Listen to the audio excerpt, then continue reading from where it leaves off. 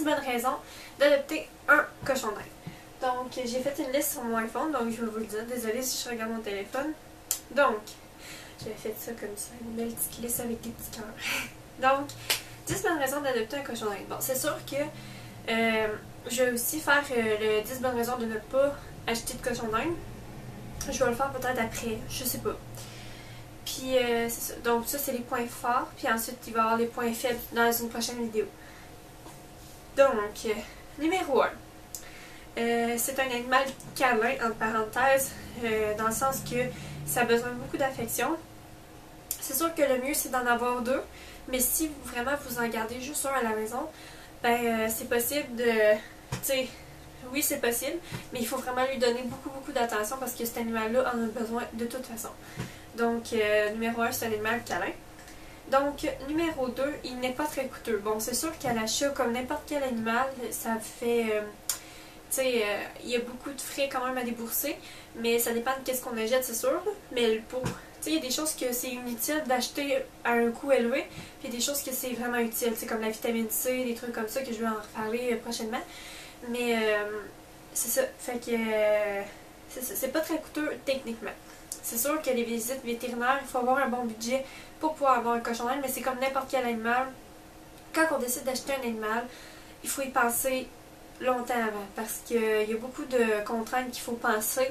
Puis, tu sais, oui, c'est le fun, mais il faut se dire qu'il va y avoir beaucoup de notre budget qui va passer pour le cochon d'Inde ou pour n'importe quel animal. Donc, mais techniquement, il n'est pas très coûteux. Troisièmement, il vit assez longtemps. Tu sais, ça entre 5 et 8 ans techniquement. J'arrête pas de dire techniquement. Bon, théoriquement, il vit entre 5 et 8 ans. Donc, c'est dur quand ils partent, vraiment dur. Mais j'en doute même pas, ça m'est jamais arrivé. Mais moi, quand mes animaux partent, ça fait mal. Mais ça fait partie de la game. Donc, si on adopte un animal, quel qu'il soit, ben, on doit vivre avec le fait qu'il va nous quitter un jour. Mais il vit assez longtemps. Il peut cohabiter. C'est sûr pas avec les lapins, c'est vraiment pas recommandé, mais je veux dire avec un autre cochon d'Inde. Puis 2 mâles, tu sais, bon, il y en a qui disent que ça fait du tort. Mais moi, j'ai vu au camping, il y avait 2 mâles puis une femelle ensemble. Puis, non, c'était 3 mâles même. Ben, il y avait la mère, là, techniquement. Mais c'est ça. Puis, tu sais, ça cohabitait bien. Puis, ça faisait pas rien de mal. C'est sûr que ça dépend des caractères des cochons d'Inde. Tu sais, ils sont comme nous. On a chacun notre caractère. Fait que c'est sûr qu'ils sont grégaires ou grégeurs, je sais pas comment on le dit. Mais, tu sais, on a chacun notre caractère, donc eux autres aussi. C'est ça qu'il faut penser. Donc, cinquièmement, il n'est pas malodorant. C'est sûr que, tu sais, il faut quand même changer la litière au moins 2 à 3 fois par semaine. Puis changer... puis nettoyer à fond la cage toutes les semaines. Mais si on fait ces étapes-là sans les brûler, l'odeur est beaucoup moins présente que si on l'abandonnerait dans son coin. Puis que, bon, c'est sûr que quand on achète un animal, on essaie de ne pas l'abandonner. Sinon, ça sert à rien d'en acheter un. 6, il est assez gros pour le caresser, mais assez petit pour ne pas vous encombrer. Donc, je donne un exemple.